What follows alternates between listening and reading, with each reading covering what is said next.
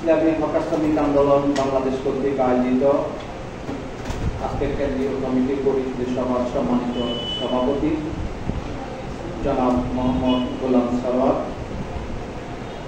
আজকে আমাদের পরিচিতি সভা আমাদের মাঝে উপস্থিত থাকবেন ইসলামী আন্দোলন বাংলাদেশের মহাতারা মহাসচিব অধ্যক্ষ হাফিজ মাওলানা ইউনুস সাহেব।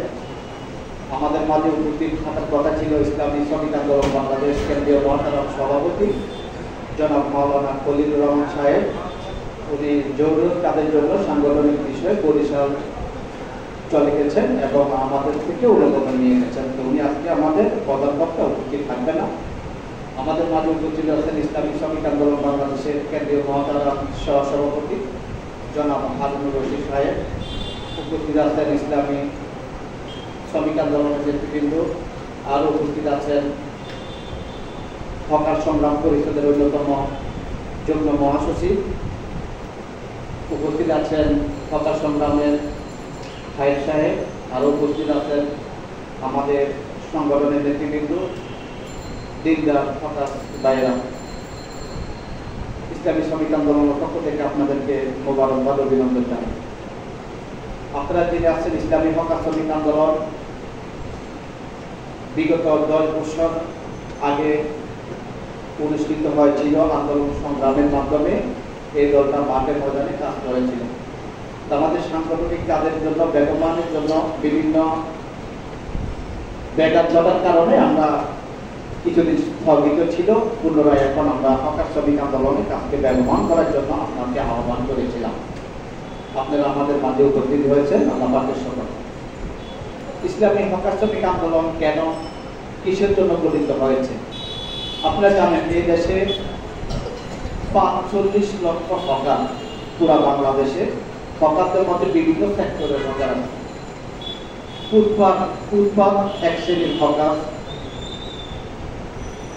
বাহমান যারা লঞ্চে বা আপনার গাড়িতে বিক্রি করে বাহমান হকার, তারপরে ব্যান গাড়ি হকার, ব্যান হকার, হ্যাঁ ব্যান গাড়ি দিয়ে মানুষের বাসা বাড়িতে পৌঁছে দেয় এক শ্রেণীর হকার।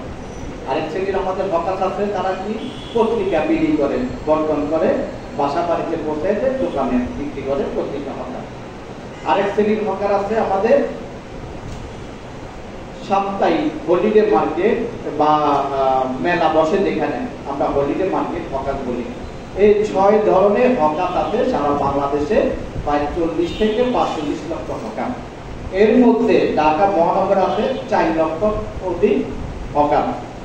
এরা প্রতিনিয়তে যারাই ক্ষমতার স্বাদ অবলম্বন করে তাদের কাছেই তারা নিরুপায় হয়ে যায়, চাঁদাবাদের শিকার হয়ে যায়, জুলুমের শিকার হয়ে যায়, এবং কি উচ্ছেদের শিকার হয়ে যায়। আমরা দেখেছি গত 16 বছরে ফ্যাসিস্ট আওয়ামী লীগের অধীনে যখন তারা রাষ্ট্র পরিচালনা করেছে, হকারদের উপরে এমনই জুলুম অত্যাচার তারা ঘটাচ্ছে যে এখন বর্ণনা করার ভাষা নাই। 2019 সালে একটা প্রতিবেদন দিয়েছিল তৎকালীন আপনার প্রশাসনের গোয়েন্দা বিভাগের এক প্রশাসন। উনি বলছিল ঢাকা উত্তর এবং দক্ষিণ সিটি কর্পোরেশনের দৈনিক হকার এবং আপনার মোটর গাড়ি, যেটা ওই যে বাস ট্রাকগুলো চলে, ওই 2 শ্রেণীর কাছ থেকে 400 কোটি টাকা চাঁদা আদায় করে তারা। দৈনিক 400 কোটি টাকা 2019 সালে। তখন ফুটপাতের চাঁদা ছিল 50 টাকা, 100 টাকা। আর এখন ফুটপাতের চাঁদা হার 200 থেকে শুরু করে বোধহয় 700 টাকাও চাঁদা দিতে হয়। তাইলে 2019 সালে যে ঘটনা ঘটছে, এখন 2025 সাল, তাইলে কত গুণ চাঁদা বাড়ছে? তাহলে 400 কোটি টাকা লাগায় এখন 1200 কোটি টাকা অতিক্রম করছে এই চাঁদাবাদের কারণে। আপনারা জানেন ঢাকা কাওয়ার বাজার যে আপনার স্বরাষ্ট্রমন্ত্রী ছিল, তার এলাকা দৈনিক 1 কোটি টাকা চাঁদা আদায় করতেছে। দৈনিক 1 কোটি টাকা শুধু কারণ বাজার এলাকা থেকে। তারা ক্ষমতার মোহ এভাবে হকার সাধারণ মানুষ থেকে চাঁদা আদায় করে ক্ষমতার মোহ এমনই অন্ধ হয়েছিল যে আজকে তারা দেশ থেকে বিদায় হতে বাধ্য হয়েছে। 16 বছর আন্দোলন সংগ্রাম মানুষ করেছিল আওয়ামী লীগের বিরুদ্ধে। আল্লাহ তাআলার গজবে পরিণত হয়ে তারা দেশ থেকে পালিয়ে গিয়েছে। এখন আমরা কি দেখেছি? নব্য স্বৈরাচারের আগমন ঘটেছে। তারা কি হয়ে পড়ছে? যেখানে 50 টাকা চাঁদা, কোথাও 100 টাকা নিচ্ছে, কোথাও 300 টাকা, 400 টাকা নিচ্ছে, কোথাও সপ্তাহে, কোথাও মাসে। আমাদের বলেছিল, উনি বলেছিলেন চাঁদা বন্ধ নেই, সব জায়গায় চাঁদা কমবেশ আছে এবং চলতেছে। আমরা ইসলামী হকার শ্রমিক আন্দোলন যারা এখানে উপস্থিত হয়েছি, আজকে সারা বাংলাদেশে হকার নেতৃত্ব শূন্য।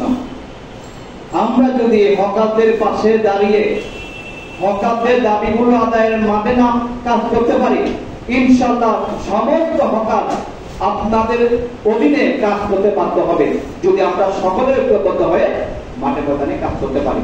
সেজন্য আমরা ইসলামী হকার শ্রমিক আন্দোলনের 10 দফা দাবি ছিল, পুনরায় আমরা এই দাবি আজকে উত্তোলন করব আপনাদের মাঝে। এই দাবিগুলো যদি আমরা নিয়ে মাঠে নামতে পারি, সমস্ত হকারের দাবির সাথে একমত হবে ইনশাআল্লাহ। সেই দাবিগুলো আমি এখন আপনাদের সামনে উপস্থাপন করব। 1 নম্বরে, হকার পুনর্বাসন যারা হকার উচ্ছেদ বন্ধ করতে হবে। আমরা দেখেছি পুনর্বাসন করার অনেক পরিকল্পনা করেছে, অনেক সিটি মেয়র আসছে, কিন্তু পুনর্বাসনের কথা বলে না, কথায় কথা তারা হকার উচ্ছেদ করে দেয়। বিগত দিনে আমরা দেখেছি সাইদ খোকন নামের এক সিটি কর্পোরেশনের মেয়র ছিল।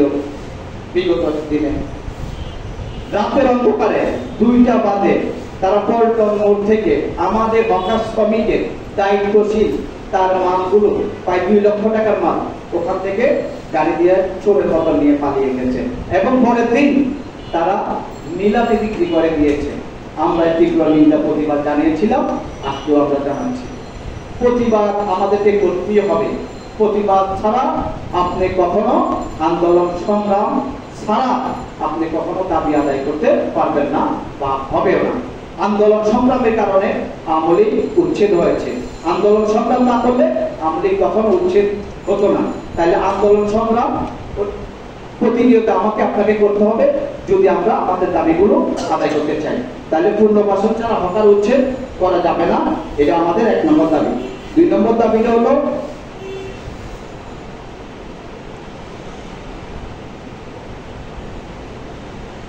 হকার ব্যবস্থাপনা জাতীয় নীতিমালা গ্রহণ করতে হবে। আমাদের পার্শ্ববর্তী একটা দেশ ভারত, হিন্দুস্তান, আজকে যে কথাগুলো বলার কথা ছিল মুসলমান, আজকে যে নীতি আদর্শের মধ্যে চলার কথা ছিল মুসলমান, এখন ওই নীতি আদর্শগুলো গ্রহণ করছে পার্শ্ববর্তী দেশ হিন্দু রাজ্য ভারত। দেখবেন কলকাতায় যদি আপনি খবর নেন, তাহলে হকারদের একটা নীতিমালা আছে, কখন কোন সময়ে হকার ব্যবসা করবে এবং পুলিশ প্রোটেকশন দেয় তাদেরকে, চাঁদাবিহীন প্রোটেকশন দিয়ে তাদেরকে ব্যবসা করে, আবার ওই সঙ্গে তারা বন্ধ করে বাসা চলে যাবে। তাহলে এই নীতিমালা যদি ভারত সরকার বা কলকাতা সরকার গ্রহণ করতে পারে, আর আমরা মুসলমান দেশ, আমরা হকারদের শ্রমিকদের পাশে দাঁড়াতে পারি না, এটা ছাড়া দুঃখজনক কি হতে পারে। তাই আমরা আমাদের 2 নম্বর হকার ব্যবস্থাপনা জাতীয় নীতিমালা গ্রহণ করতে হবে। 3 নম্বর, হকারদের স্ব থানা অনুযায়ী পুনর্বাসন করতে হবে। উচ্ছেদের আগে আমরা বলেছিলাম আমাদের সমস্ত হকার ভাইদেরকে পুনর্বাসন করে আপনারা উচ্ছেদ করবেন। যদিও আপনারা উচ্ছেদ করেন, তাহলে উচ্ছেদ করলে এত হকার কোথায় টাকা দিবে? সেজন্য আমাদের হকার শ্রমিক আন্দোলনের পক্ষ থেকে 3 নম্বর যে দাবিটা আমরা জানাচ্ছি, ওই দাবিটা হলো স্ব থানা, প্রত্যেকটা থানা সরকারি জায়গার মধ্যে বিল্ডিং স্থাপনা করে প্রত্যেকটা হকারদেরকে ওখানে পুনর্বাসন করতে হবে। আমাদের 3 নম্বরটা দাবি আমরা জানিয়েছিলাম। চাই হকারদের উপরে জুলুম নির্যাতন চাঁদাবাজি বন্ধ করতে হবে। প্রতিনিয়ত চাঁদা বন্ধ হয়নি, বরঞ্চ চলতেছে। 24শে গণ অভ্যুত্থানের পরে এই দেশের হকার না শুধু সমস্ত মানুষ বুক ভরে আশা করেছিল যে এই দেশে আর চাঁদাবাজি চলবে না, এই দেশে লুটপাট চলবে না, এই দেশে দুর্নীতি চলবে না, কিন্তু আমরা এর ব্যতিক্রম দেখতে পাচ্ছি। আবার মাথা ছাড়া দিয়ে তারা আমাদেরকে ধোঁকা দিয়ে বারবার বোকা বানাচ্ছে। তারা ক্ষমতা না আসার আগেই সব জায়গায় জুলুম অত্যাচার আবার নির্যাতন এখনই তারা শুরু করে দিয়েছে, আমরা দীক্ষা জানাই। এর জন্য আমরা হকারদের উপর জুলুম নির্যাতন চাঁদাবাদী বন্ধ করার সেই 4 নম্বর দাবিটা আমরা জানাচ্ছি। 5, হকারদের চাঁদার পরিবর্তে ট্যাক্সের অন্তর্ভুক্ত করতে হবে। আপনারা জানেন এই যে চাঁদাবাদরা যে চাঁদাগুলো নেয় এরা ভাগ বটোয়ারা হয়, কোথায় যায়? একবারে আপনার এমপি মন্ত্রীতে, এমনকি স্বরাষ্ট্রমন্ত্রী থেকে শুরু করে এবং কিছু আপনার প্রশাসনের লুবি স্বার্থপর প্রশাসন তারাও বাগবাটোয়ারা নিয়ে সম্পূর্ণ মাঝে বিলি বন্টন করে। আমরা এই বিলি বন্টন থেকে এখানে আমরা কাউকে চাঁদা দেব না, তবে আমরা সরকারকে আমরা চাঁদা দেব। সরকারকে এই জন্য হকারদের চাঁদার পরিবর্তে ট্যাক্স একটা রসিদ দিবে, ধরি 20 টাকা 50 টাকা, যদি কোথাও 100 টাকা, আমরা এই টাকাগুলো জমা থাকবে সরকারি কোষাগারে জমা থাকবে। তারপরে কি হবে? আরেকটা দাবি আছে, সেই দাবির মধ্যে আমরা উপস্থাপন করবো। তাইলে আমরা 5 নম্বর দাবি দিছি, হকারদের চাঁদার পরিবর্তে ট্যাক্সের অন্তর্ভুক্ত করতে হবে। 5 নম্বর দাবি।